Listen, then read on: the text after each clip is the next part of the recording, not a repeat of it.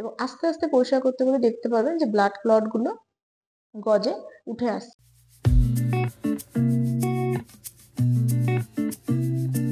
আজ আমরা নিয়ে এসেছি হেয়ার ট্রান্সপ্লান্টের পর হেড ওয়াশের পদ্ধতিটা কিভাবে করা উচিত। আপনারা যারা ভিডিওটা দেখছেন তারা অনেকেই ভাববেন যে হেড ওয়াশ কিভাবে করতে হয়। যারা হেয়ার ট্রান্সপ্লান্ট করেছেন বাড়িতে অনেকেই কিন্তু ঘাবড়ে যান যে হেড ওয়াশটা কিভাবে করতে হয়।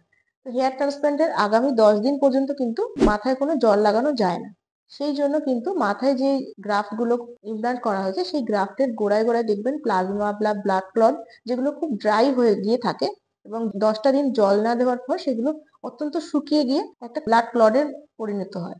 তো সেগুলো কিভাবে পরিষ্কার করবেন আজকে ভিডিওটা এই নিয়ে দেখানো হবে।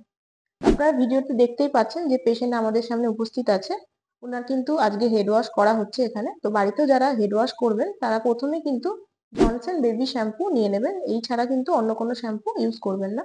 জনসন বেবি শ্যাম্পুটা আপনারা প্রথমে ওই ব্লাড ক্লট বা যেখানে গ্রাফটিং করা হয়েছে সেই জায়গাটা ভালোভাবে কিন্তু লাগিয়ে নিয়ে 10 থেকে 15 মিনিট ছেড়ে দেবেন।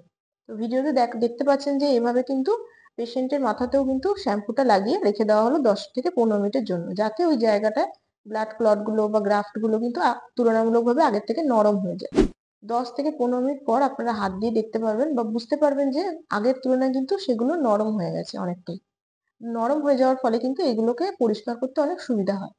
তো এরপরে কি করবেন, একটা গজ নেবেন, পরিষ্কার গজ নেবেন বাড়িতে, যেটা কিন্তু স্টেরিলাইজ থাকলে খুবই ভালো হয়। তো সেটাকে দিয়ে কিন্তু হালকা হাতে রাব করতে হবে। কোনো রকম নোক ইউজ করা যাবে না, কারণ সেটাতে কিন্তু ইনফেকশন হওয়ার চান্সেস থাকে। তো ভিডিওতে দেখতে পাচ্ছেন যে পেশেন্টের মাথায় যেভাবে গজ দিয়ে পরিষ্কার করা হচ্ছে সেভাবে কিন্তু বাড়িতেও আপনারা গজ দিয়ে পরিষ্কার করবেন এবং আস্তে আস্তে পরিষ্কার করতে করতে দেখতে পারবেন যে ব্লাড ক্লট গুলো গজে উঠে আসছে। এগুলো দেখে কিন্তু ভয়ের কোনো ব্যাপার নেই। ভয় পাবেন না একদমই, কারণ এগুলো একদম ন্যাচারাল। এগুলোকে তুলতেই হবে পরিষ্কার করে। সেটার জন্য আপনাদের যতটুকু প্রেসার দেওয়ার সেটুকুই দেবেন, বেশি প্রেসার দেওয়ার দরকার নেই। এরপরে আস্তে আস্তে দেখবেন ব্লাড ক্লট গুলো ছেড়ে আসছে এবং কিছু কিছু হেয়ারও কিন্তু আপনাদের হাতে আসতে পারে বা গজে দেখতে পেতে পারেন। এটাই কিন্তু কোনো ভয় বা ঘাবড়ানোর কোনো ব্যাপার নেই, কারণ আপনারা অনেকেই জানেন যে 10 দিন থেকে কিন্তু যে আপনাদের শেডিং ফেজ হেয়ার ট্রান্সপ্লান্টে সেটা কিন্তু শুরু হয়ে যায়। তো শেডিং ফেজ কিন্তু 10 দিন থেকে আগামী 3.5 মাস অব্দি, 3 থেকে 3.5 মাস অব্দি চলে।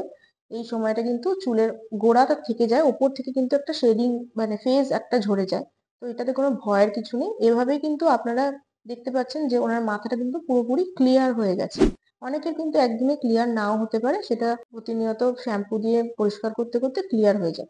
তো ভিডিওটার মাধ্যমে কিন্তু আপনারা অনেকটাই দেখতে পাচ্ছেন। যারা বাড়িতে করবেন ভাবছিলেন বা ভাবছেন এখনো, তারা এই ভিডিওটা দেখলেই কিন্তু আপনারা অনেকটা ডাউট আপনাদের ক্লিয়ার হয়ে যাবে যে হেড ওয়াশ কিভাবে করতে হয়। যারা ভাবছেন যে বাড়িতে হেড ওয়াশ করাটা খুব টাফ হয়ে যাচ্ছে, তারা কিন্তু অবশ্যই যেখান থেকে হেয়ার ট্রান্সপ্লান্ট করিয়েছেন বা যেই ফিজিশিয়ানের কাছ থেকে হেয়ার ট্রান্সপ্লান্ট করিয়েছেন কিনা সেই ক্লিনিকে বা সেখানে গিয়ে একটা কনসাল্ট করেও কিন্তু হেড ওয়াশটা সেখানে গিয়েও করতে পারেন।